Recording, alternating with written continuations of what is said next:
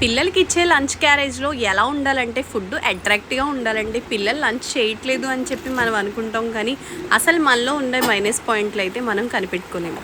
ఏంటి అనుకుంటున్నారా? ఏం లేదండి, ఈరోజు అయితే పాలకూర ఎండ్రాయిలు అయితే ప్రిపేర్ చేశానండి. సో చూసారు కదా, ఉల్లిపాయలు అలాగే పచ్చిమిరపకాయలు టమాటా ముక్కలు బాగా ఫ్రై చేసేసుకున్నానండి. కొన్ని ఎండ్రాయిలు అయితే ఫ్లేవర్ కోసమని నేనైతే నానబెట్టుకుని అందులో అయితే వేసి బాగా డీప్ ఫ్రై చేసుకున్న తర్వాత పాలకూర శుభ్రంగా కడుక్కొని అదైతే కట్ చేసుకొని పెట్టుకొని పక్కన ఉన్న ఆనియన్స్లో అయితే కొంచెం వేసేసి ఫ్లేమ్లో పెట్టుకొని చక్కగా మూత పెట్టానండి. చూసారు కదండి, ఫైనల్గా అయితే ఇలా అయితే కుక్ అయ్యింది, మెత్తగా అయ్యిందండి. చూసారు కదా, ఇందులో కొంచెం మనం ధనియాలు, జీలకర్ర, ఈ గసగసాలు, లవంగాలు, యాలకుల పొడి కొంచెం వేసేసుకోవాలండి. సో కొంచెం పసుపు అయితే యాడ్ చేసుకోవాలి. నేనైతే ఆనియన్స్ వేపేటప్పుడే నేను సాల్ట్ వేసుకుంటాను. ఆనియన్స్ కసకసలాడకుండా చక్కగా మెత్తగా ఉండాలనేసి ఫస్టే వేసుకుంటాను అనమాట. టేస్ట్ కూడా మనకి చాలా బాగుంటుంది. సో సాల్ట్ కూడా తగినంత వేసేసుకోండి.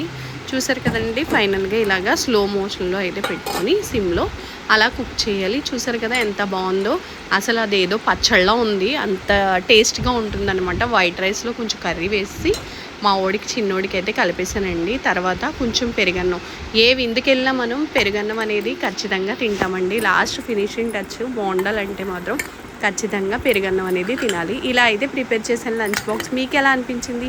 మీరు ఎలా పెడతారు? కామెంట్ చేయండి నాకైతే. Thank you so much. Subscribe చేసుకోవడం మర్చిపోద్దు ఫ్రెండ్స్.